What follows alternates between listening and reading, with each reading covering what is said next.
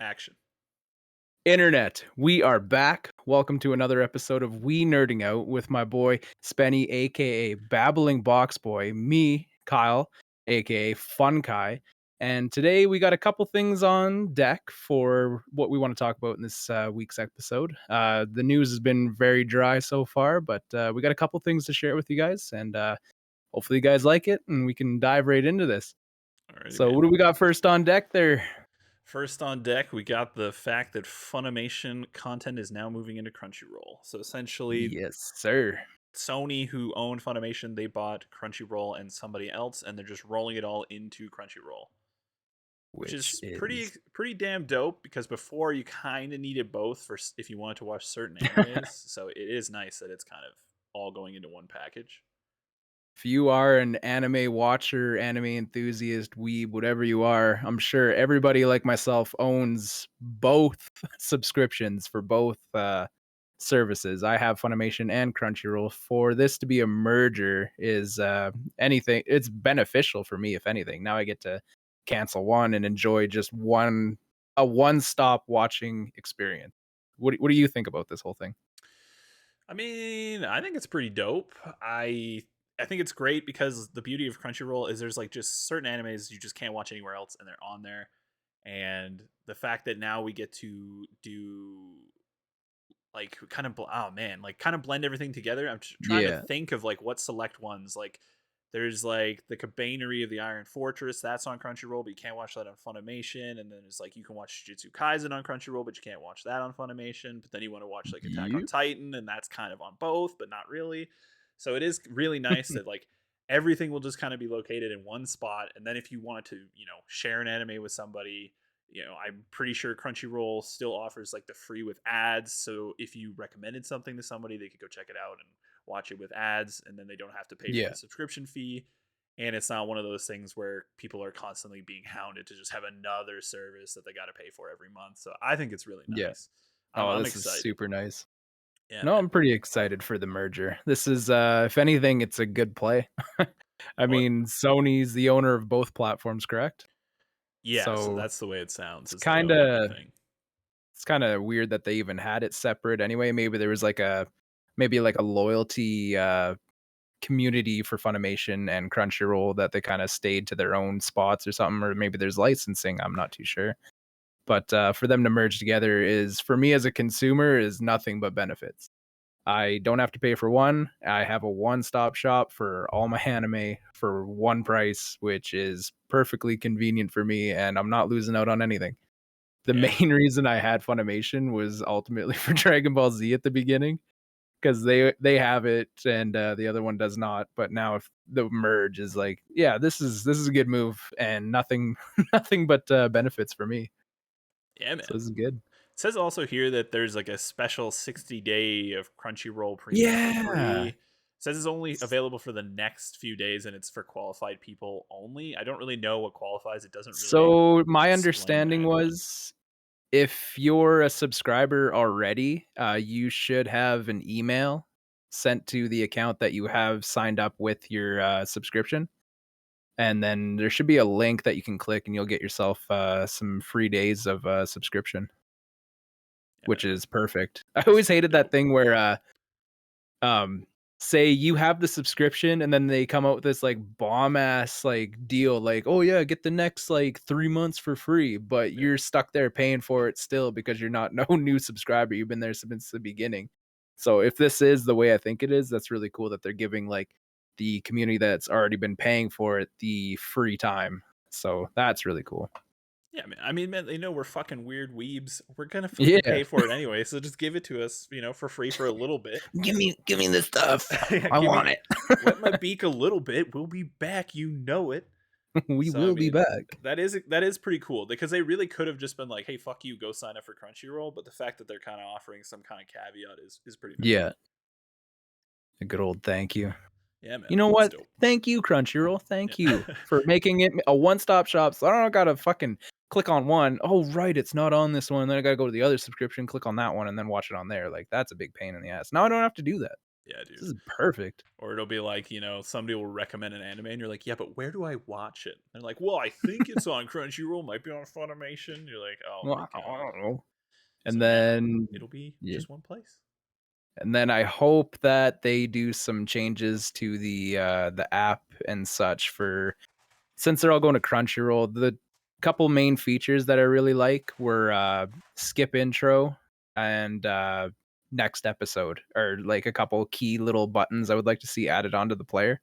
Just to, because I mean, the intro is cool like the first couple times. After a while, I just kind of want to get back into the episode, especially when it leaves you on a cliffhanger. So it'd be cool to skip intro. And then I don't want to watch the outro over and over and over again. I would like to have a button there instead of fast forwarding to go next episode. So those are a couple of factors I would like to see added in. Yeah, no, for sure. I do remember watching Jujutsu Kaisen, and it's just like Yeah, every exactly. time the outro reel plays, you're like, it's cool, but I don't want to watch it 150 times. That outro is gotta be the weirdest outro for a show ever. Because like, what the show is, and then you go to the outro is, like, super fucking he's, like, Yeah, doing his hair, he's doing a little dance and shit, and you're like, What the fuck did this show turn into?" Like, if I was to yeah. watch the outro, I would not think it was Jujutsu Kaisen, like, at all. No, no, it is certainly a bizarre twist when you're like, yeah, the Yeah. show is pretty serious and kind of dark, and then this is just like whimsical Oh. dancing. Yeah, especially, like, the intro is, like, super heavy metal, they're, like, real gothic looking, like, black outfits, umbrellas, whatnot, or, season 1 there was another kinda darker intro, and then the outros are just like, "Wait, what? Like, what the fuck? What are we watching now?" Yeah. Yeah. Yeah, it really does kind of like just throw you through a loop. You're like, is this the same fucking show? Like, what is What this? the fuck? Yeah. What? Well, No, I so this mean, is this is fucking dope. Really excited yes, to only need to go to one place to watch anime, so that is nice. my weeb ass is fine with that. Yeah. I didn't even know Fucking that Dragon Ball Z was only available Funimation, yeah. on Funimation. That's kind of crazy. I hope they are able to acquire more movies, that'd be great, but, we'll see what happens in the future, and see if they can get rights to, Viz or VIZ for more dub. If you're a dub fan, VIZ owns a lot of rights to, like, Naruto's dub and such, that's why we don't see the dub on any of our things right now, so it'd be nice if they can work out a plan to get some more dub on there as well. Not that I care about sub and dub, I'll watch it either way, I don't care. But, for some of the people that prefer one over the other, that'd be cool for them to bring that in as well. You trying to throw dags at me, bro? You know I don't watch fucking subtitled. All right, I'm one You of don't those watch weirdos. subtitles? No, I'm a dub fucking weirdo. The reason I haven't Man, finished Naruto is because it's like I got to the point where the English dub stopped, and I was like, I'm not fucking reading, dude. oh, man. I I got so deep watch in Naruto and then just gave up. I literally watch, like, day of, like, broadcasts from Japan, like, the next day, and it's always just sub because 'cause I'm so impatient, I can't wait for new shows, like, at all for dub. There's been a couple things where I went to the sub, but for the most part, it's a lot of just waiting for the dub. Yeah, my I more just prefer it that way. Like to me, it's like I want to watch a show, not read one. Like yeah, there's yeah, manga if I I want hear to you. read it. You know what I mean? Yeah, like, my most recent show was, Demon Slayer. I watched the subtitle, and now dubs are starting to come out. I think they're on, like, episode 5 or so now. Maybe that's dubbed over. I could be wrong at this point, but, most recent one being that, and, Dragon Ball Z as episodes came out, I was, like, right there, fucking ready just to read an episode. Yeah. Yeah, man. I think that's dope though to be that excited where you're like, I can't even wait. Just give it to me "What? now. The show's on! Everybody Shut up. shut up! I'm trying to read the screen. Mom, no vacuuming and watching anime, fuck!" Yeah, exactly. Fuck. Back Well, to the good old days. the next thing on the docket to talk about is this new Luna thing that Amazon has cooked up. I say new because it's new to Amazon, but it's not a new idea. They essentially made Google Stadia again, but with like a deviation in the way the games work. So I'm not really too sure how this came to life. Maybe they're just buying the shit from Google, and Google's like, here, just take it, and they just like bought the infrastructure or whatever. But essentially, it's the same similar gaming service as Google Stadia was. You just bought a subscription monthly. You could buy a controller if you wanted to, and this looks almost identical to the Stadia controller. Um, Yeah, it does. so you could buy like the packages, or you could just literally get the subscription service and then just use your Xbox controller or any controller you bought. and you could just play games by streaming them. So you don't actually own them. You just stream them online, and you didn't need a console to do it. And this seems to take more of like what I would have expected Google to do in the first place, where it's like more of a subscription model. You pay monthly, you get a select list of games, and I think it changes, but then there's also like these different packages you can incorporate. So if you want like family games or retro games, they offer different things. And of course, like, Ubisoft, they're shills, so they're here. You can pay $18 a month to get their shit. Um, and then there's some games included free with Prime, which I thought was pretty dope. But I mean, Yeah. you're not really familiar with these, hey? Like these streaming service type Yeah, I've deals? kind of like I feel like they've been under advertised. Maybe in the beginning they were advertised a lot, but it didn't reach out to me. These types of consoles, devices, whatever, are not really in my interest, I guess. If I'm sitting in front of the TV, I mean, I got my consoles there, my gaming PCs here. Like I sit in one spot to game, and all my stuff's right here. So I mean, this type of device isn't really useful to me. I do like these services though. What I would like to see like other consoles do. So for me to buy a story type game, for me personally, I always felt like it was not really a waste, but like something I just didn't want to spend money on to do the story like maybe one time and then be done with the game. So it'd Hmm. be cool to like kind of like back in like the Blockbuster days, you go and you rent a story game, you play the game, you bring it back, and it's like a little fraction of the cost. Like that kind of stuff would be really cool to see in like some of like maybe Xbox, like rent a game or something of that sort instead of having to buy it out. Like I like these services they're offering. Um, if I mean, Amazon seems to be going about it in the way that everybody else should have been going after it with these subscription bases and to be able to use any controller you want for it. So the service itself seems really nice. I like the idea and I appreciate what they're doing because this is actually what I want to see other platforms do as well. So this is really nice.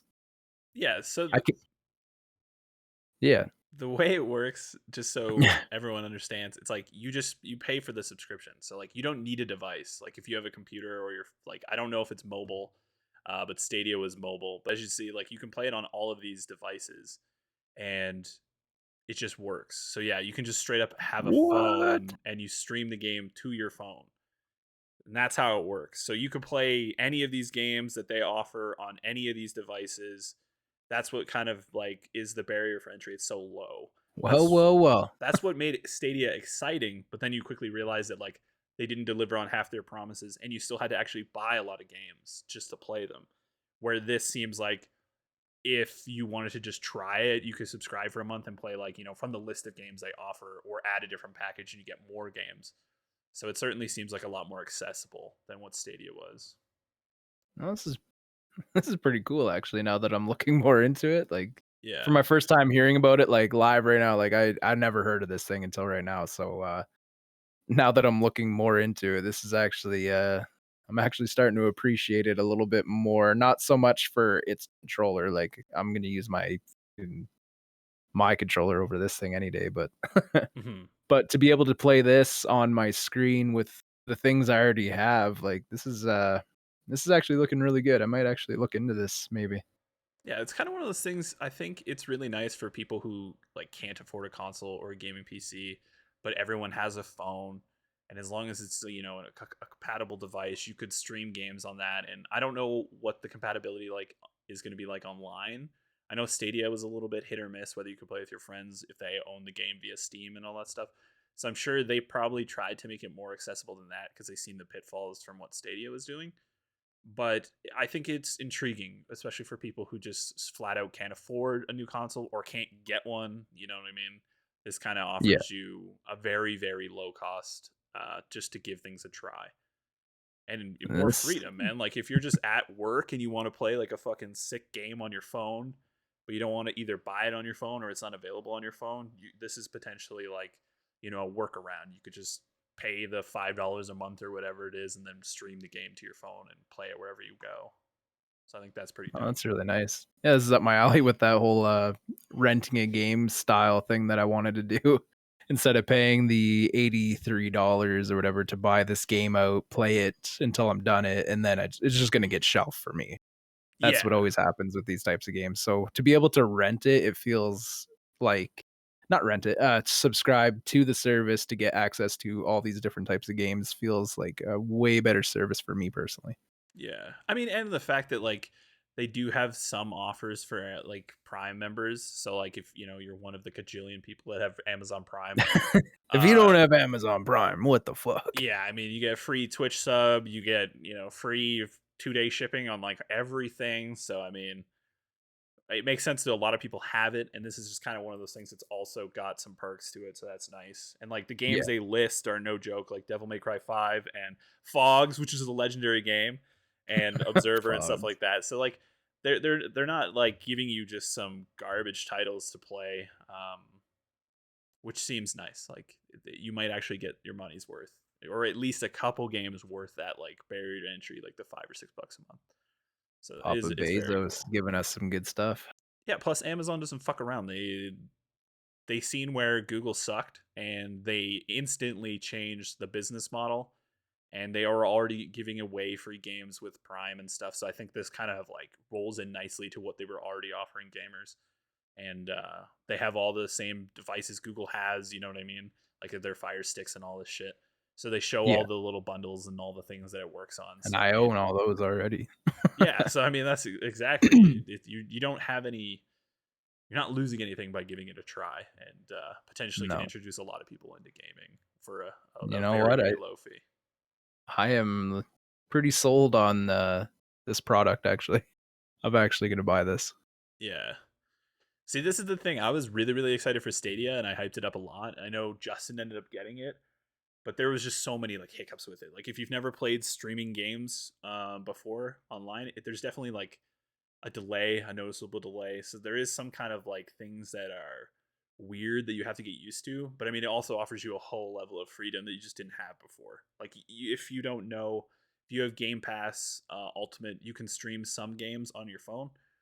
Yeah, So if you've ever played that, you realize that like it is a similar experience, but it's definitely delayed. It takes a little bit of getting used to, but they're making like leaps and bounds in that stuff. It's getting much faster, and it's certainly a lot less impactful on the game. But it's certainly something to be aware of. It's not going to be like you're playing a game on a console, so there definitely is some like adjustment period to getting used to the delay and whatnot.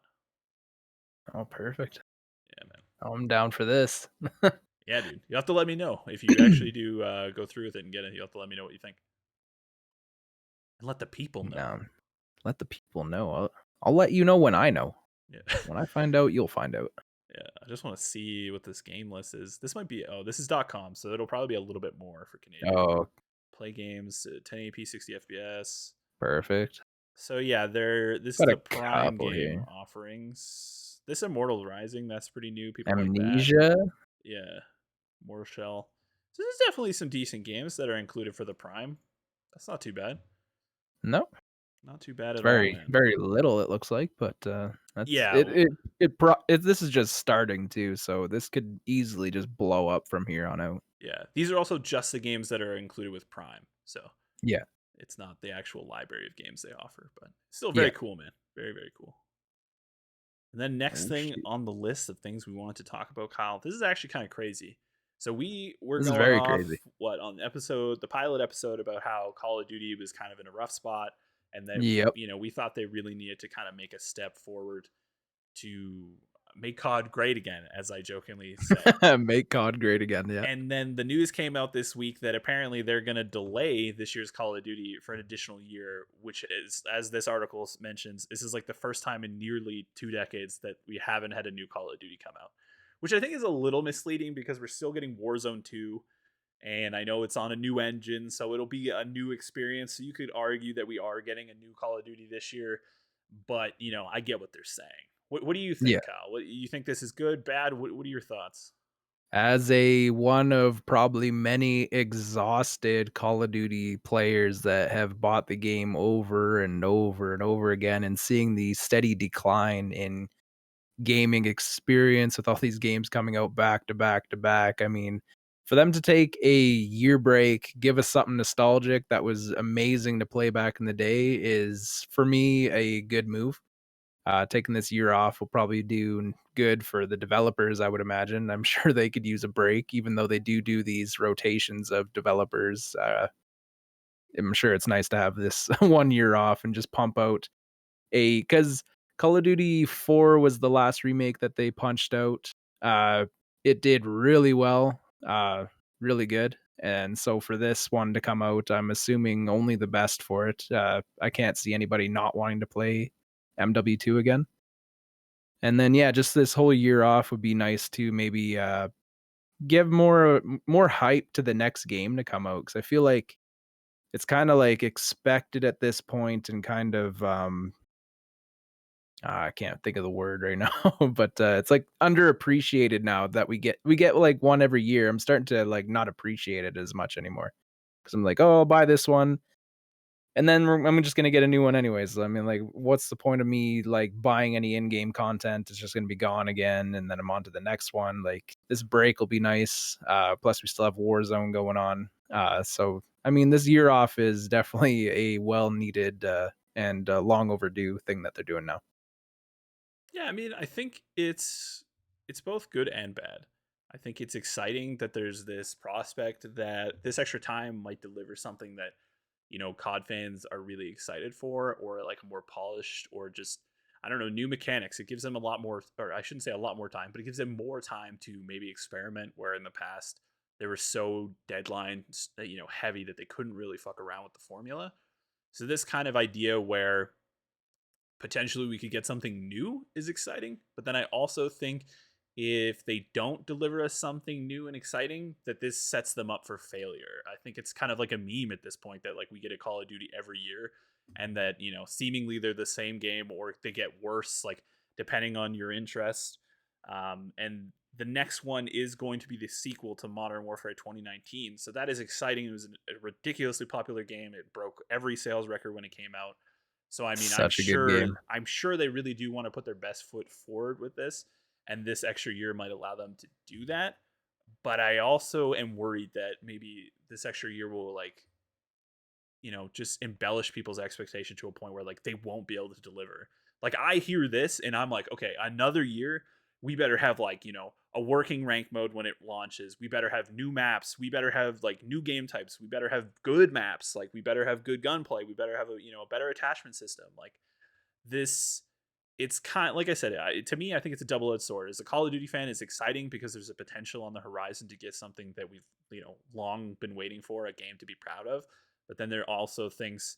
It sets this up for like just a fucking fall from grace if they deliver something terrible. It's kind of like what we got with Halo. It took them 7 years to make the fucking game. The game is perfect when it comes to being fundamental Halo, but it under delivered on everything else. There's just no content. There's no like leveling up system. Like there's just not a lot there to keep a player coming back. There's no Forge at launch. There's no co-op campaign. These are staples for the features for this game.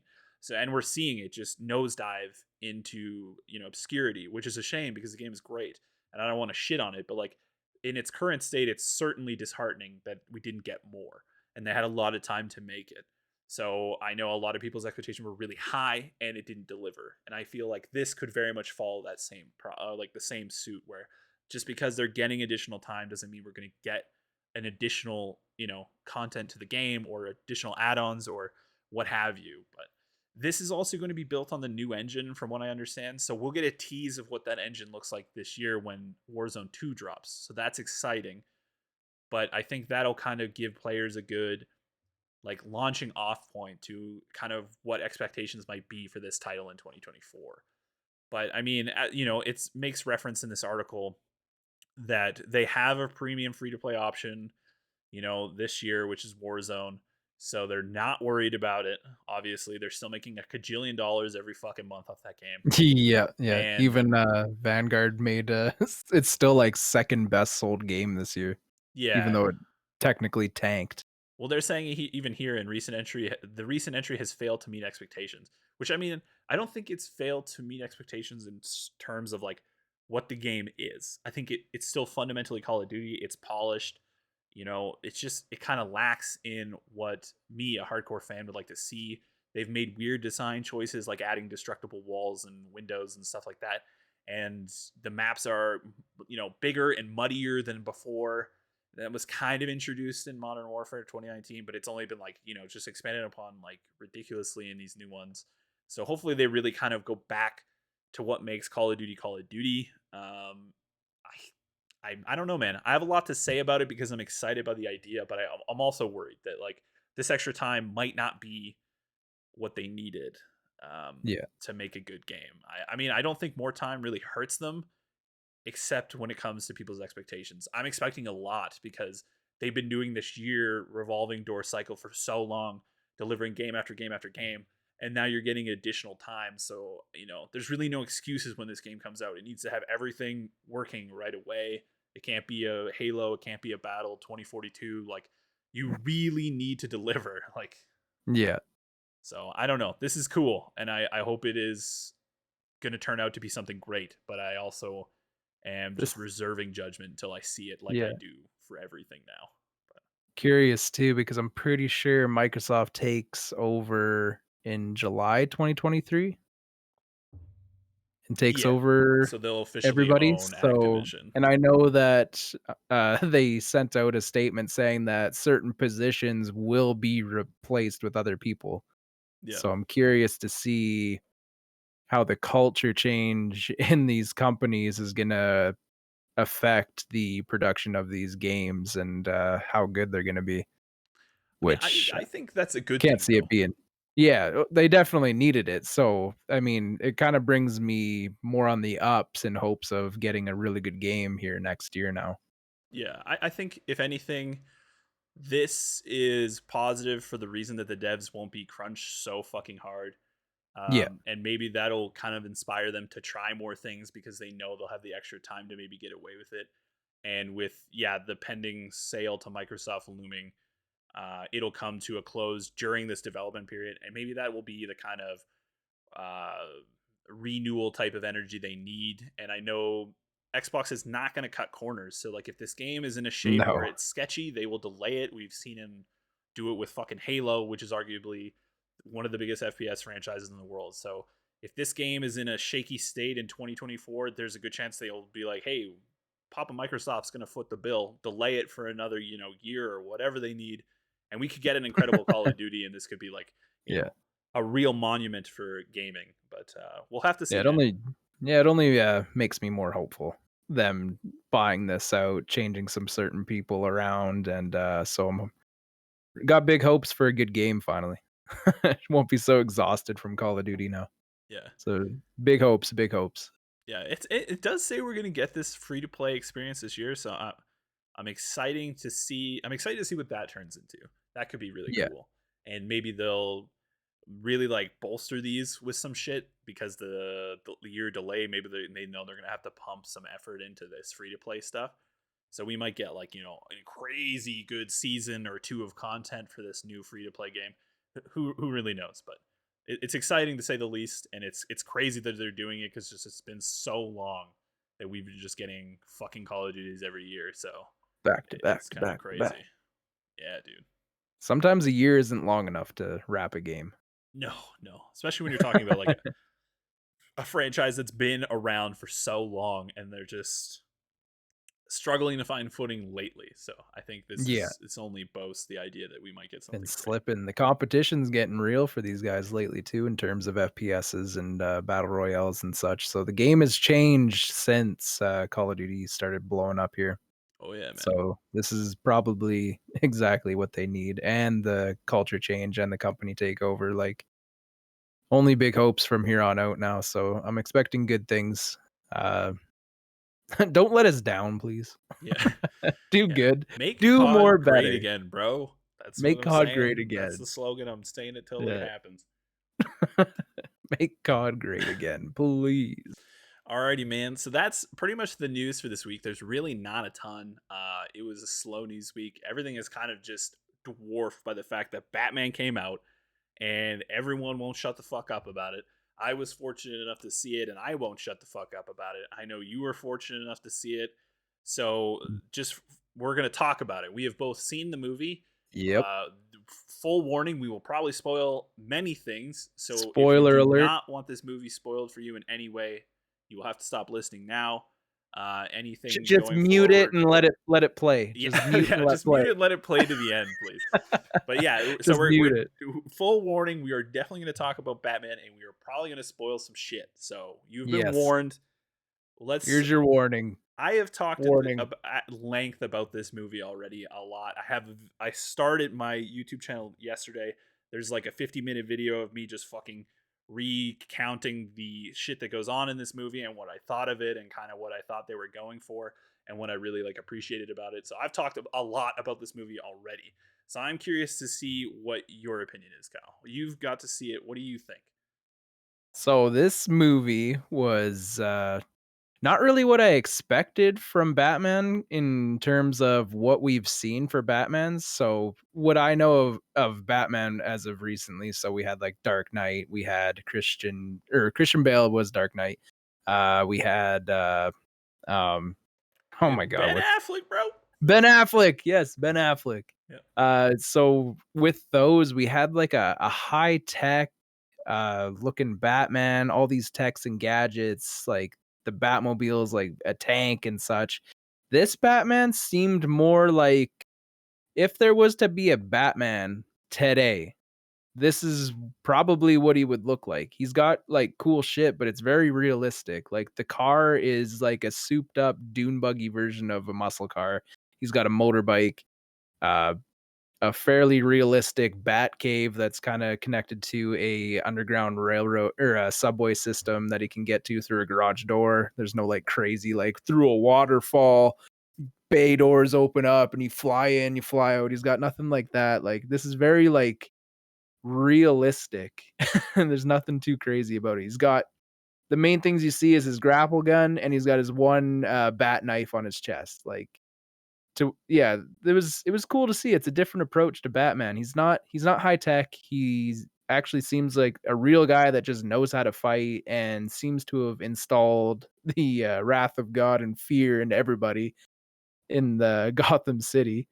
And the other thing that was cool too was seeing how Gotham City seems more of a metropolis. We got to see more of it. You see a lot of like jumbotron screens. The city seems more alive. You actually get to see the city a bit more, which seemed a little weird. In previous movies and such, Gotham City seems more run down. I mean, it still does that with the garbage and everything you see around everywhere. But you didn't really get to see like TV screens. It was mostly like overhead aerial shots of the city just being dark and a couple illuminating lights from buildings. This time you actually get like street views. You see TVs everywhere, kind of like New York Times Square kind of vibe to it. That was really cool. And then, yeah, just the storyline and everything. I'm glad Catwoman wasn't some like I know in like the previous Catwoman, they made her like really like cat-like and cringy, like hissing and shit. And it's just like, what? Why does it have to be like that? Why can't you just be like, oh yeah, no, I like cats and I also kick ass. Yeah. Like that was good to see. And I like drinking a glass of milk. You need to drink Yeah, at least one glass of milk. yeah, just bust a glass of milk out of the fridge there. Yeah. I like cats. I like strays. Yeah. No, this is a really good movie, and I liked the just kinda like the realist aspect to it, as if there was to be a Batman today. This is probably what a billionaire kinda guy would have access to and what it would look like. Yeah, man. I thought it was really good. Yeah. I Yeah. think it's by far my favorite Batman ever made. Mostly on the fact that it is like it's very serious and not in like a not fun way because there's a lot of sequences in this movie where he just fucks shit up or like crazy shit happens.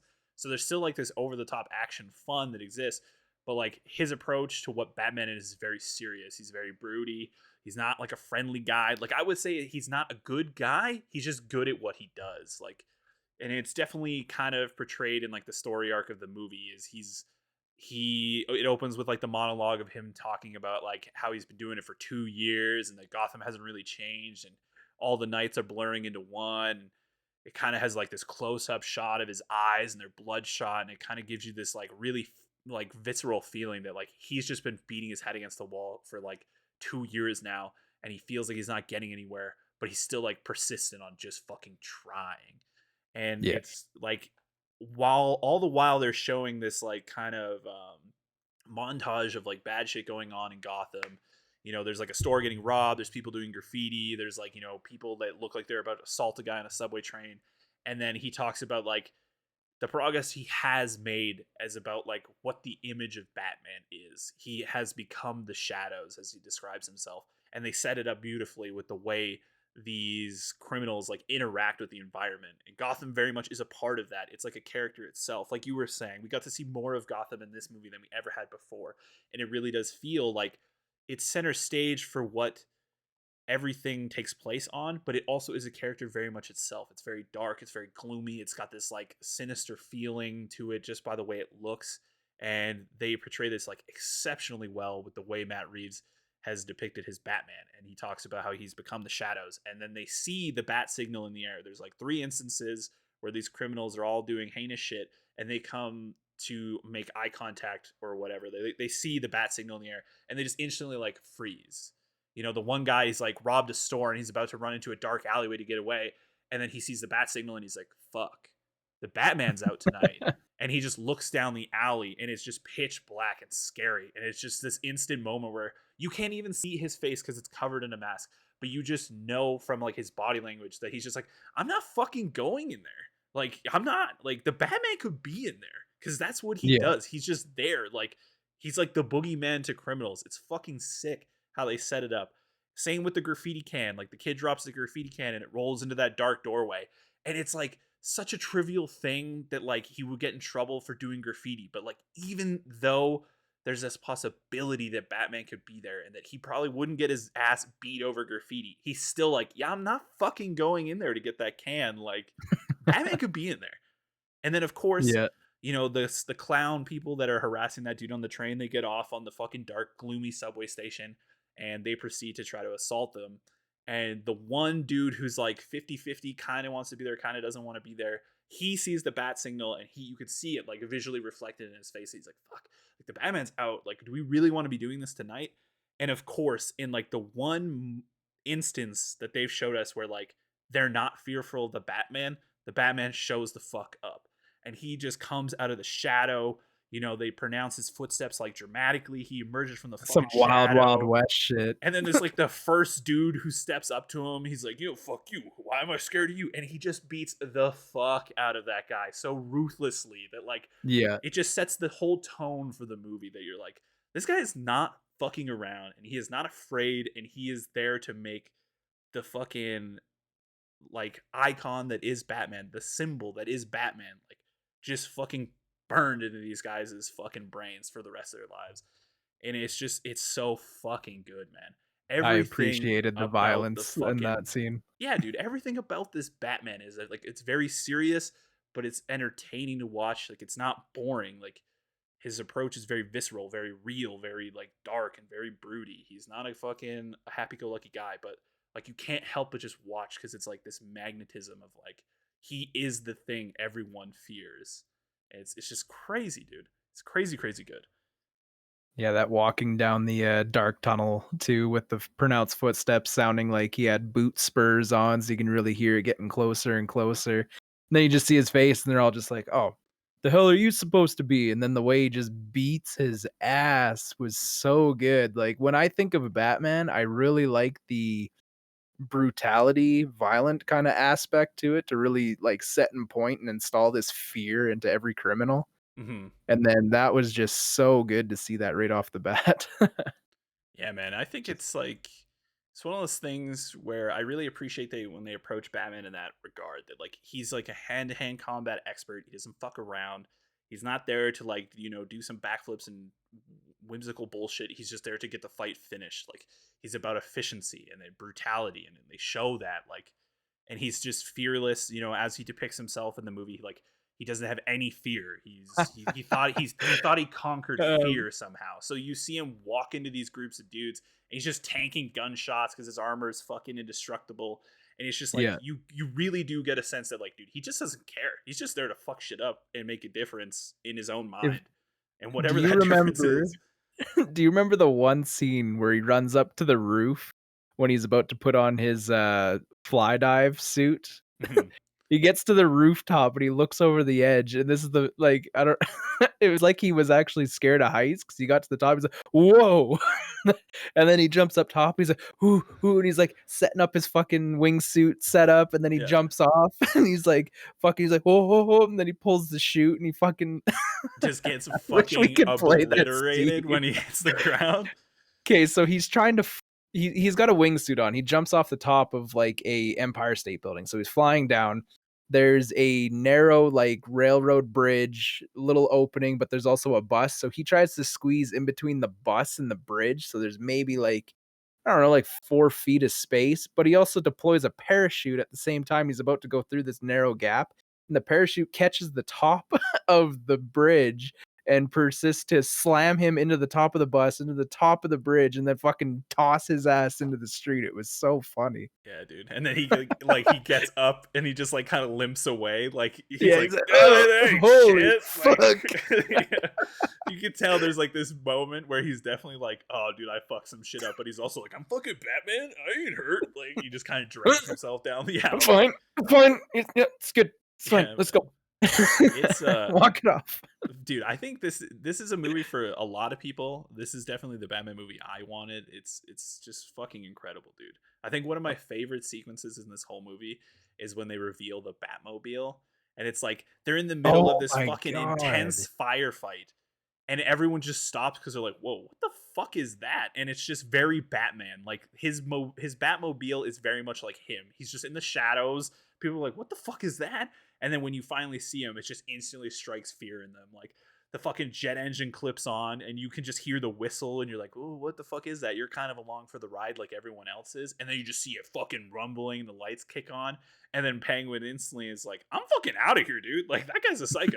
And Oh it shit, proceeds fuck to this. lead into like one of the coolest car chases I've seen in a long Oh time, my dude. god. It's Yes, fucking the wild. freeway chase was so good, and the Penguin does this maneuver to cause a transport truck carrying a lot of fuel to just decimate this entire freeway. It's car on car, everybody's piling up, there's explosions, there's fire and everything. Penguin's sitting there, he's happy as shit, he's like, "Ah, I got you." Luckily for Batman, a trailer happens to line up in the form of a jump, so he just kicks in the gas and he fucking hits this jump, clears over the come so you just got this muscle car flying through this wall of fire. So Penguin's sitting there, he's like, "Yeah, I got away." Looks in the rearview mirror. Here comes him through a wall of fire. Fucking this car comes flying through, lands on the thing. He's like, "What?" And then you like no longer looking in the rearview mirror, turns around, looks, he's like, "Oh, shit."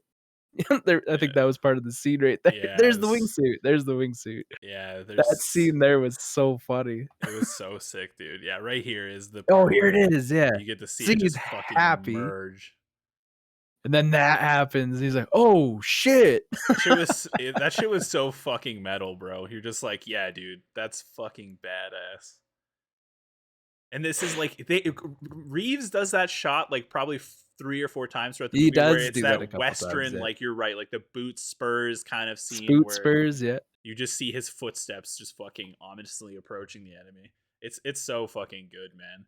But yeah, oh fuck, there's just so many moments that like that in this movie. And I think that's another scene where it really does depict that like he's not really afraid to die. Like him jumping off the building in the wingsuit and like trying to fucking squeeze into the narrow gap. Like he's just willing to gamble it, even though he's kind of like you can see on his face he's like, ugh, but he's like, I'm still Yeah. doing it. And same with the scene where he's, in the fucking Batmobile chasing after Penguin. Like the fucking collision in front of him is just horrific, and most people would just turn away or try to stop. And you kind of see this like brief moment where he might think about that, and then he's just like, "Nah, dude, we don't fucking do that shit." Hit the NOS button, and they just go sailing through it like a fucking madman. But like, it's just that's like the perfect personification of like he really is fearless. He really is kind of like becoming this like symbol of a person. He's just like he's a willing to just do the shit that no one else would do because that's what he needs to do. It's fucking Yeah. crazy. Yeah, dude. Oh, just this movie in general was just so good. It may not have been the Batman I wanted, but I never knew I needed this Batman in my life. Like, it was so damn good. Yeah, dude. Just everything about it. Just, like, Mostly what gets me is just, like, the realistic aspect of it, to think that if there was a Batman today, like, this is what he would probably be like. Just like an like, a billionaire dude, Yeah. knows how to Just fight, your average billionaire guy just with a your average castle. billionaire guy that knows how to whoop some ass. Yeah. Like, there's the Batmobile's right there, it's, like, straight out of Mad Max, Yeah. just a souped up dune buggy style car, like, that's all it is, and then he's got a motorbike. Like, Yeah. that's the Batmobile. Yeah, it's kind of Like, it's very, like, reminiscent it's of, a like, a trophy truck kinda thing. yeah, it's very realistic to acquire something like that. Yeah, dude. So, it's not like it's anything crazy, but enough to install fear into somebody when it's fucking revving up. Yeah. Yeah, it's I don't know, man, there's just so many moments in this movie that are Yeah, like this that. scene here when he's on the top of this building, he, like when he first approaches the ledge, a little bit of fear comes in and he's like, "Holy shit, this is high." Yeah. And then he, like, wings up and he jumps off. Yeah, dude. Yeah, it's fucking crazy. Oh, man, we haven't even Oh, talked about this Paul Dano or this scene, like, Paul Dano's Riddler is creepy, bro. he was so Creepy, creepy. good. Yeah, he was really good. I loved when he would start screaming. The Yeah. screaming he would do and, like, the little bit of, like, dialogue with, like, his speech and stuff. He would the way he would just, like, talk, and then he would go into, like, a screaming, but it was, like, muffled by tape and stuff. It just added to that, like, whole sinister aspect. I loved those parts. Yeah, dude. Even in the beginning, in the intro before Batman starts talking, they show like that dude pacing in his living room, and that's like the first instance we get to see the Riddler, and he's just kind of lurking in a shadow, and his glasses like get illuminated by the TV screen reflection and shit. And it's just like his approach to the character is he's just sitting there watching this guy pacing in his living room, and you're kind of like you feel off, and it's just like this energy, that kind of awkward energy builds into this explosion of him just being like and fucking hitting the guy in the head with like the Oh tool my he's bludgeoning god. with. It's just like it's just crazy, and you really do kind of The feel like he's almost trying to like talk himself into it, like he's coaxing himself into it, and then all that kind of like frustration and like focus is just exploding forward with him just beating this guy to death. It's yeah, fucking crazy, but that was it's another just brutal scene too. an incredible Riddler performance by Paul Dano. It's wild, man. Oh, the screaming is what did it for me. When the one dude was, like, whining and crying, and he just, like, on the phone, he's like, "Shut up! Shut up!" And I was like, "Oh, shit, my dude." Yeah. I think the best depiction of that is like when Batman's talking to him in Arkham, and he's Oh, like, so you really didn't figure it out. You're not as smart. And he's like, and then he realizes that like, he doesn't know who he is, and he like flips that the part script. got He's like, me, yeah. we're not the same. I didn't help you. And then Paul Dano just like flips shit. He's just like, fuck, what are you saying? Like, it's "No, so no, good. no, this isn't Yeah. how it's supposed to go!" Yeah. Yeah. These are That not part, my though, fucking dreams. when he was sitting there and he was like, "Bruce Wayne." I was like, Oh "Holy yeah. fuck, he knows who he is." But that he was just saying he was the one that got away, and then Yeah. Batman's like, holy fuck, he doesn't know it's me. Thank Dude, God." that scene is so good. It's just like it just creates this tension so crazily because like Batman's in his apartment prior to that, and he kind of sees these pieces of information that like alludes to the fact that maybe he does know who he really is, and it's Yeah, like he yeah. goes there to find out, but you can tell it's like he kind of does depict a little bit of fear because he's like just passively like sitting back in the shadows, like kind of looking at him through like sideways through the corners of his eyes, and he's just kind of like like what do you have to tell me, Riddler? Like what do you know? And then they Yeah. set it up with him like just going on this tangent about Bruce Wayne, and then he talks about how like they needed to unmask the last guy or whatever, but it turns out it just means like they just want to kill Bruce Wayne. So and he realizes that the Riddler does not know, and then he just proceeds to instantly turn the tables and like start to attack him, and you really see this escalation. But I mean, Yeah. it's so good at making this like quiet tension. There's so many moments in the movie like that where you're just like things just Just kind of erupt into chaos. It's crazy. that darkness in the movie too, where he's talking about the orphanage and stuff. He's like, "You don't know what it's going to like it's winter time and a baby dies every night 'cause it's so cold. You wake up in the middle of the night screaming because rats are chewing your fingers.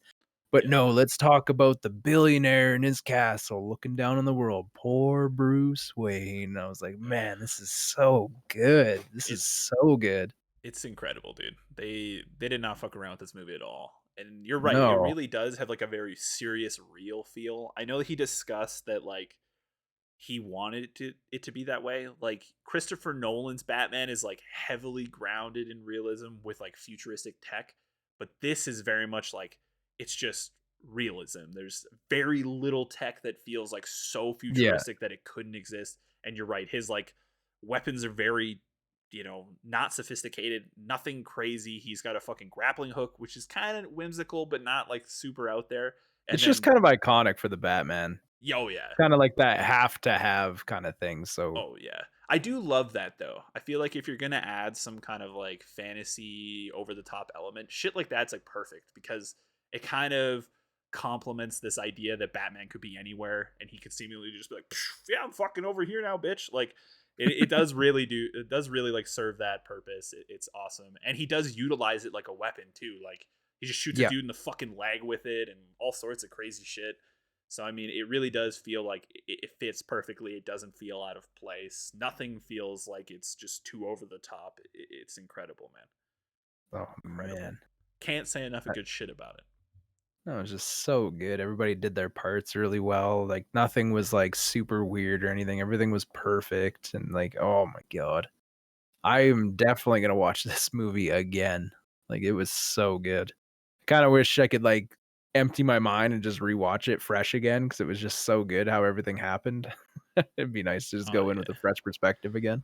I honestly, this is the first movie in a very long time where like I left the theater and was like in the parking lot and I'm like, I want to watch it again. Like I would watch it again right now if I could. You know what I mean? Like Mm. that's how much I enjoyed it, man. And that's to me that's everything because it's very rare that I'll watch a movie, especially a 3 hour long movie, and be like, yeah, I'll Yeah. probably watch that again. But I can't wait to watch it again. And I'm the exact opposite. I don't want to experience it for the first time again. I want to watch it again because I know there's going to be like so many little things that I just didn't pick up on the first time that are going to be, just exposed to me this go around. And then I'll be able to enjoy the scenes that I know are coming and stuff like that. Like I think the anticipation of some of the like focal points of this movie is what makes it brilliant. And Yeah. seeing it for the second time or third time, I don't think it's going to be taken away. I think it's just only going to heighten those things because you're kind of just ready for them. It's like the moment in Endgame where Captain America picks up the hammer and it's always hype. Oh my There's god. just moments like that in this movie where you're like, the Batmobile's coming. That shit's gonna be sick. You know what I mean? Or him walking out of the shadows for the 11th time. That shit's gonna be fucking dope. Like there's just so many moments where like it just builds such an incredible amount of hype, delivers on that hype. It doesn't undercut you at all, Yeah, which you is really fucking see crazy for 3 hour movie, dude. it didn't feel like it felt like a perfect amount of time for what it was. Like, for me sitting there for 3 hours, it felt like a while, but it didn't feel like 3 hours of like, "Fuck, I really don't wanna sit here anymore." It was like it kept you locked in on the movie and the story the whole time because things were constantly evolving. So, like, Batman in the beginning, he's all about his fear, I am the shadows, but you can tell that he installed maybe too much fear because the guy that was getting jumped by the skeleton dudes, he is on the ground. Batman just saved him, but even he looks at Batman, he's like, "Please, please don't hurt me." And then you can see Batman kind of look at him like, "What the fuck? Like that's I saved you. Like that's not what I'm here for." And then you see him near the end of the movie, he's saving people. People are actually reaching out. Well, you see the little boy reach for his hand first out of the water. Mm-hmm. And then everybody else is hesitant because they're all scared of the Batman. And then you see that the mayor finally gives in, takes his hand. You see that the cops hate Batman. They all hate him. And then you kind of see that they all start warming up there near the end. And you just really see an evolution. You start seeing Batman do his iconic disappearing act when Mm-hmm. he's talking to Commissioner Gordon and he like turns around and he's gone. Like you start seeing that begin to happen as the movie progresses. You see his evolution starting to kick in. So he's starting to become the Batman that we know to be. So he's actually for the people. People are starting to not be so scared of him, and the disappearing is beginning to happen. So it's really cool to see that like transformation start taking place in this movie as the movie's progressing. Yeah, man. That I was think really good. it's one of those things. It had to be deliberate, even by the title of it. Is it like the title is the Batman? It's not Batman. It's the Batman, and I think it's because that's the way he's referenced in the movie. Like the Riddler's like to the Batman, and or like when they talk about the idea of Batman, it's like the Batman. He's a symbol. It's not about, Bruce Wayne in the suit. It's about the symbol that is Batman. It is the Batman movie. And you're right. He does really kind of reflect upon what that symbol means. And he really starts to see that reflected in Paul Dano's Riddler, because that's the inspiration for what makes him become the Riddler. He sees what the Batman was able to do, and he like retails his whole identity kind of around a similar philosophy where he's like, if I become a faceless symbol, then people don't need to know who I am because it's not important about what I am. It's important about like what I represent. And he's seen that the amount of fear that Batman was able to inspire, so that Paul Dano's Riddler could do the same thing. And that's kind of what he does. He manifests his persona. The only difference between the two being that near the end, we get to see Batman's line in the sand is like, he won't kill people. He won't help Catwoman to just straight up execute that dude on the side of the construction site. Yeah. That's his line. He will not kill people. So that's the only degree of separation between him and the Riddler initially, is that when he's talking to the Riddler, he's like, no, no, no, no. Final stage of the plan is we're going to kill everyone. Like all these highfalutin Gotham types. Fuck them. Like once we clear the city of those, like we can rebuild from the ground up and things won't be corrupt anymore. That's his idea, but he's willing to take that next step. And that's kind of where the Batman we get is like faced with this kind of obvious tale that like that's not who he wants to be. That's not how he wants to be perceived. Like if the line of separation between him and the Riddler is just the ability to kill people, that's not good enough. And that you even see it reflected too. He talks about how he's not afraid of anything, but that he's afraid that he could potentially lose Alfred when Alfred's like injured in the hospital. And you start to see that kind of feelings manifest for Catwoman when they get into that altercation at the end where Batman's like real jacked up after fighting an army of Riddlers. She saves him, but then she's like getting carried away and he jacks himself with a syringe, which is like adrenaline or some kind of shit. People Yeah. knew that it could be like Venom. Venom's like a kind of thing that they use for Bane in the comics. So like they're saying since it was green, it could potentially be that. But he gets jacked up on whatever's in the syringe and he goes ape shit and almost beats this guy to death, seemingly. That's what I drew from it, that it was supposed to be this point where like he almost crossed the line. He almost let his fear of losing Catwoman motivate him into just killing a dude. And that where he's really confronted with this idea that like, dude, I can't be that guy. And when he turns around and almost punches Gordon, there's like a look of fear on Catwoman's face and Gordon's face that's really like depicting to him that like, man, what is wrong with you? Like you're scary too. Like we're scared of you in this moment. And I think that's kind of where he instantly is like, I need to help people. Like he immediately after he like grapple hooks onto those falling electronics and like cuts them free, and there's potentially like him dying, and there's this kind of revealing scene where he rises from the water with the fucking flare and he leads the Gotham people that are trapped in the water to freedom. And you're right, there's like this really inspirational moment where like the boy is the first one to reach out because he's seen the Batman, he's seen Bruce Wayne in multiple points in the movie. So I'm assuming there's kind of this like familiarity that's like, grown between him and the child doesn't fear him anymore. He realizes that he's there to help. And that cascades forward. The whole group follows him out of the water.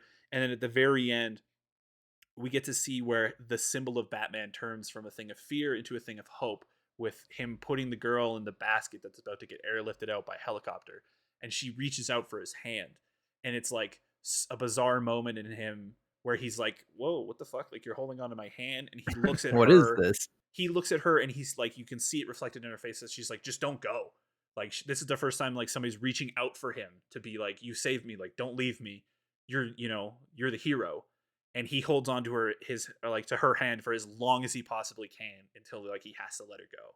And I think that's kind of like the crescendo of the whole movie, where it's like he's becoming the signal of hope for Gotham. He is becoming the hero that we know the Batman to be. And this is like the fucking baby steps of the Batman really becoming the symbol that we know it can be in the future. And it's Yeah. depicted beautifully throughout this entire movie. It's incredible. Oh, they did a sick job. Can we talk about CEO freaking Alfred? Fucking what the fuck? Andy Serkis is such a amazing actor. I love this dude, but he does not fit Alfred. Alfred looked like a badass. Like this actor looks so badass as Alfred. He looked like ex like military. He's walking into places. He's doing like business calls. There's the other lady there that almost seems more of a butler than Alfred does. Alfred didn't seem like a butler at all. He seemed like he was running shit. Like Well, he was CEO of Wayne Enterprises. Like it was fucking crazy. it's kind of like a radical departure to like things we've got in the past, right? Like Alfred really is kind of portrayed as like this, care for, Bruce Wayne, regardless of the fucking antics he's getting himself into. And then we Yeah. seen a little bit in the TV show, the Gotham TV show, that like Alfred was a badass and he had like a spin-off show or whatever. But in the TV show, they really depict that like he's kind of like a mentor and he shows him how to fight. And in this movie, they make reference to a similar thing where he's like, I can show Yeah. you how to fight, Bruce, but I can't be your father. So I think the relationship they're going for is more like a companion and a mentor rather than like a father figure who he clearly cares about Bruce, but he knows that like he's not Bruce's dad, so he doesn't try to pretend to be. He just He tries even to says that help to him. him too, yeah. Yeah, like he just tries to help him with You're how he not my can. father, Yeah, exactly. and Yeah. you're not a Wayne with the, cufflinks. He's Yeah. like, "What, are you a Wayne now?" He's like, "No, well, n your father gave me these, so, I mean, technically, yeah, I guess I am a Wayne at this point now." Yeah. But yeah, no, that Andy Ser like, that was he was so sick as Alfred and made Alfred look like he put, like, a new light on Alfred. He just looked like he is a badass, and he's not, like, just a butler. Like, he runs shit, he does shit, he's, like, a badass and Yeah. not just some dainty old man. Yeah. It definitely does feel like he's the guy who's like shouldered the burden of like running the fucking Wayne Enterprises while Batman is gone and lost himself in the fucking night. You know what I mean? Yeah. He really does feel like a contrarian to what's going on. It's very good. I love the scenes when, he's, like, taking his mask off all the time, and he just looks like a beat down emo child. He's, like, got the like, the black makeup on, his hair's all fucked up, he takes his mask off, he's like like, just sitting there pouting the whole time. I think that's great, man. It's like Pouty you'd emo, have to dude, like imagine that you would just be beat the fuck up. Like he's allowing yeah. people to shoot him with shotguns and stuff. So I mean, Oh, that there's shotgun gotta shot be must have some hurt. stuff like that just is constantly agonizing for him. And I think that's depicted very well. You're right. Like when he gets done for the night and he's like, fuck, this Yeah, was a takes his fucking mask off. nightmare, bro. Let me take this fucking contact Poof. out and like let me fucking download all this shit and then rewatch it all so I don't forget what happened and like take Oh, yeah, meticulous yeah. notes and shit. Like he really does play this like he's just grizzled to fuck. And I think it's the way to be. It's a great way to play it. Middle of the day talking to Alfred for coffee, and he's like the sun hits him in the face, he's like, "Oh shit, what the fuck is that? Is that sun?" And Yeah. he's like, put sunglasses on, he's like, "I'm a nocturnal animal now, I've been doing this for 2 years, I'm not used to this anymore." Yeah, dude. I think that really is kind of cool that like he does spend a lot of time at night. It kind of makes sense because there's like a sequence where he fights those dudes in a dark ass hallway and he like nukes them all, and the only thing you Oh, that see was is like so good, I the forgot. illumination from the gun blast. And I think that's Yeah. kind of like to like compliment the fact that like he probably has like insanely good night vision. Not like, Batman in the past, he has night vision. Like I think his eyes are just so well adjusted to the dark that he was able to go in there and just fuck them up. Yeah. Like because it doesn't seem there's any kind of gadget aiding him. They don't really like cut away to him, doctoring his vision in any way. So I'm assuming Yeah, that's the kind only of like more of a depiction that like he's just so accustomed to operating in the dark that he yeah, can see. because the eyepiece is only really from what the movie told us about these eyepieces, they only record, but not actually enhance vision or anything. But that scene was so amazing where he's hiding in the top roof of the elevator. A guy goes in with a gun to inspect the elevator because the door is just open. So he looks inside and there's the Batman on the roof and he jumps down, kicks his ass. There's no lights. The only light you're getting is the flashback from the gun shooting off, and it's just him sitting there just shit kicking everybody as he walks up this hallway. And it was so great and brutal. I loved it. That was Yeah, such a dude. good scene. Yeah, dude. There's just so many moments like that. What do you think of Pattinson as Batman? Did it throw you off? What are your thoughts? There's still a lot of things that remind me of I know he hates it, and everybody probably seen it too, but the Twilight stare, the fucking staring he does, your Pat your Robert Pattinson patent pending fucking stare you Yeah, mentioned there on episode 1. yeah, In the beginning, he did a lot of that, a lot of just mopey staring, and that's all he really did, and I was like, "What the fuck?" Yeah, I mean, obviously, like he's supposed to be like dejected and stuff. Like he's supposed to be kind of just like almost socially awkward. He's Oh, he doesn't definitely really did that right. share anything with anyone. So there is a lot of like broody staring. But I honestly, I did not struggle with this at all. Honestly forgot it was Robert Pattinson after about like 20 minutes Yeah, of the movie. I was just like, it did. My brain wasn't just like, this is the fucking weirdo from Twilight. Like it was just like, dude, this is fucking Batman. Like only in I the beginning when instantly you're, like, got fresh lost. getting started out, it was just like, "Oh, this guy's fucking Edward Collins again, he's just doing his stares and stuff," and then it was like, "Okay, no, he's fucking killing it right now." Yeah, dude. Yeah, No, I did it's not bump into him being Batman at all. I look forward to number two. Like apparently there's Oh, rumors of a the fuck trilogy, but the for ending. sure a two. Oh my god. What do you think? You got any So, predictions for what two might be?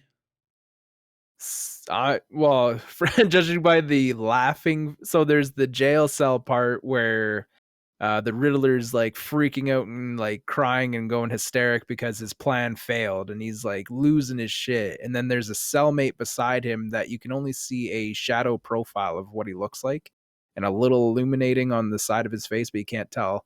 So right when I seen that, I was like, oh shit, is this Two-Face? And then they start talking back and forth. It's like, don't worry. I mean, everybody, Gotham loves a good comeback story. And then he throws a riddle at him. I can't remember the riddle off the top of my head, but it was the answer being a friend is greater than an enemy or something along those lines. And then they Mm-hmm. both just start laughing hysterically. So as soon as the laugh started kicking in, I was like, oh shit, here we go. We got the Joker. Mm-hmm. Yeah, So I'm it's thinking confirmed that the Barry Cohen or Cohen, the guy from Eternals, he's also from Dunkirk. But yeah, that he is portraying a character that would potentially turn into the Joker. That is confirmed by Matt Reeves. oh shit. Yeah, I'm assuming we're getting Joker in the next one. So that's gonna be I mean, who doesn't like the Joker? Yeah. His character is just that character in general is just the cream of the crop for villains anywhere. Like everybody loves the Joker. It's so good. I think So I'm he'll ass- definitely play a part because I know Matt Reeves talked about there was like additional Joker scenes that he filmed with him that got cut from the movie, and that potentially yeah, we will see them eventually, probably on like a Blu-ray or some shit. But there's this kind of idea that they present pretty well in this movie that like Batman's always getting attacked by like multiple dudes. Like we have yeah, Falcone, we have Penguin, we have the Riddler, potentially Joker.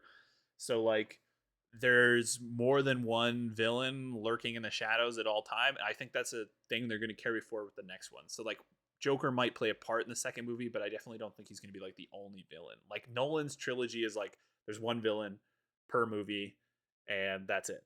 Where this yeah, feels like it's going to kind of adopt more of like what Batman really feels like, where he's like constantly entangled with brawls with multiple foes and they're always kind of seemingly doing something in the shadows, where like when they do go away, they're never really gone forever.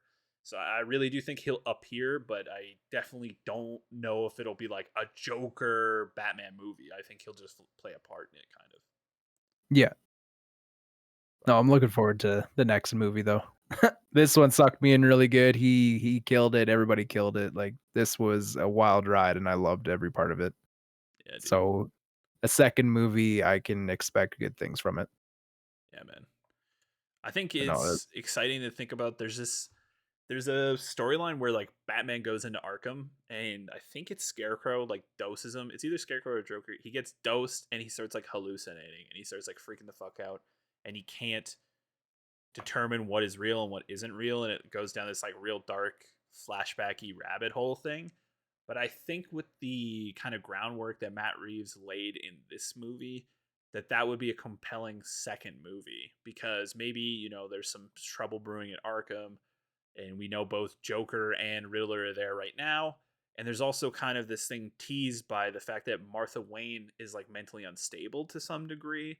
And yeah, it kind of seems when Bruce hears this news that he's obviously shocked by it because he obviously didn't know about it, but then like a little bit of worry, maybe like some of his neurosis is like part of her instability. Like maybe he's kind of a little unstable, and that kind of hereditary instability worries him.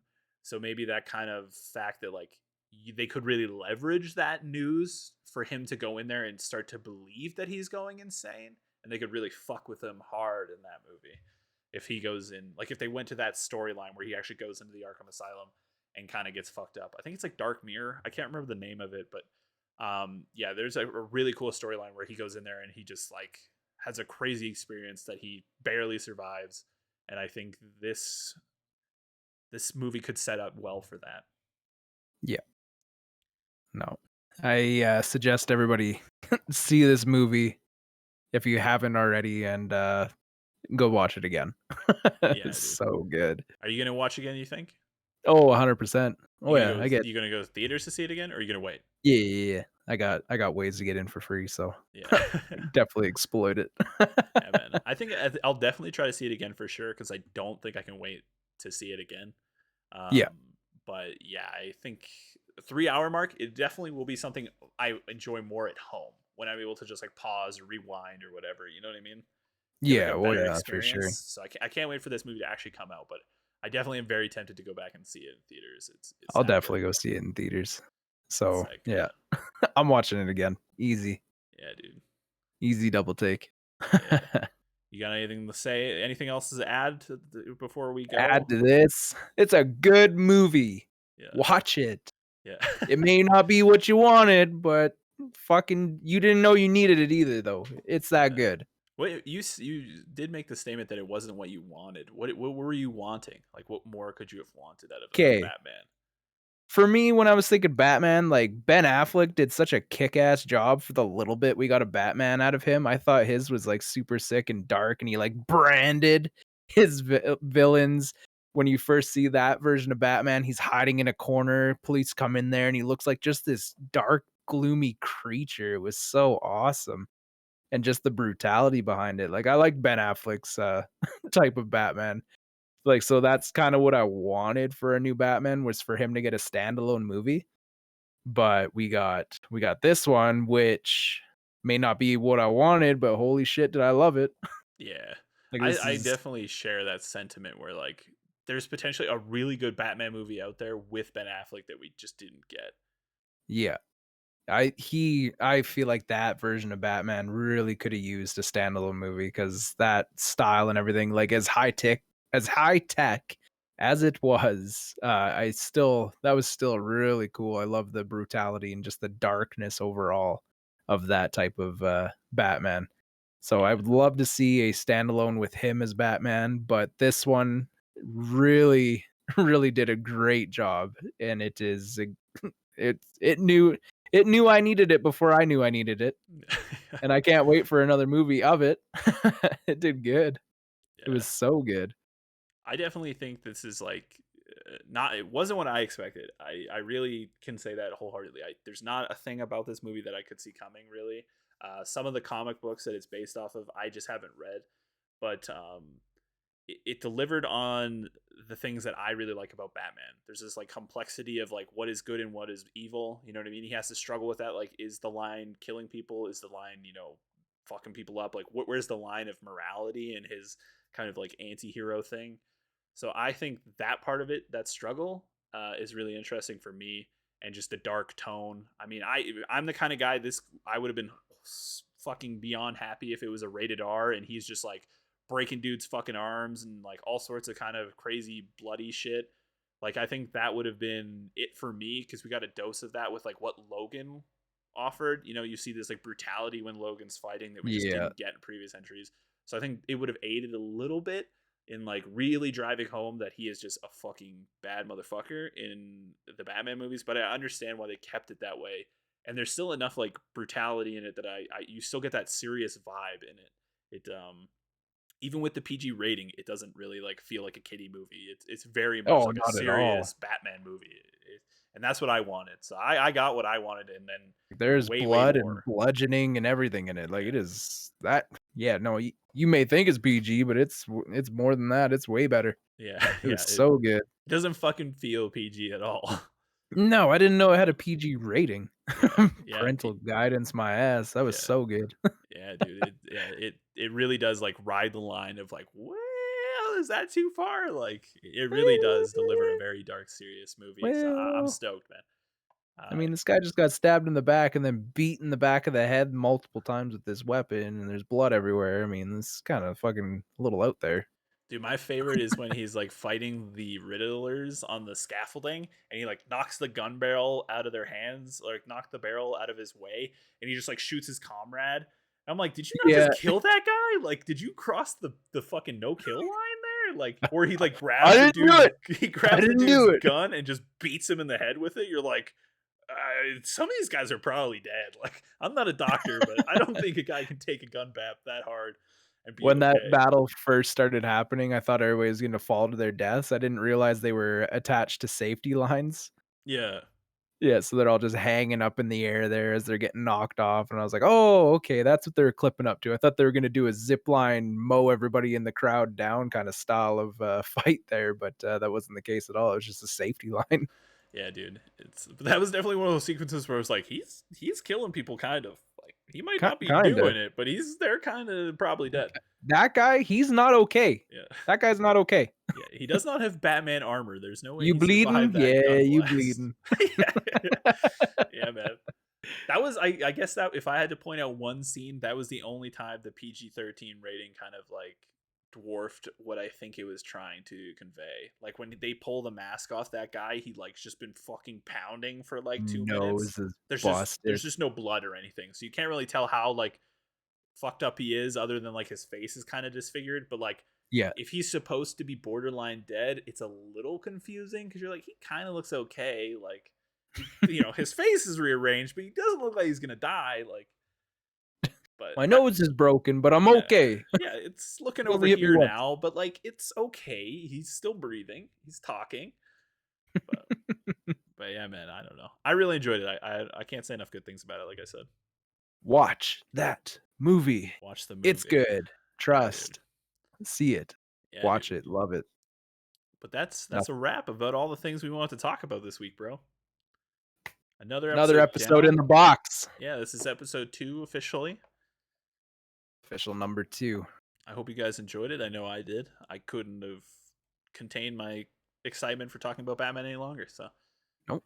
Get it out there, get it on the internet for everybody to enjoy and see. yeah, Thank you for checking out another episode with us.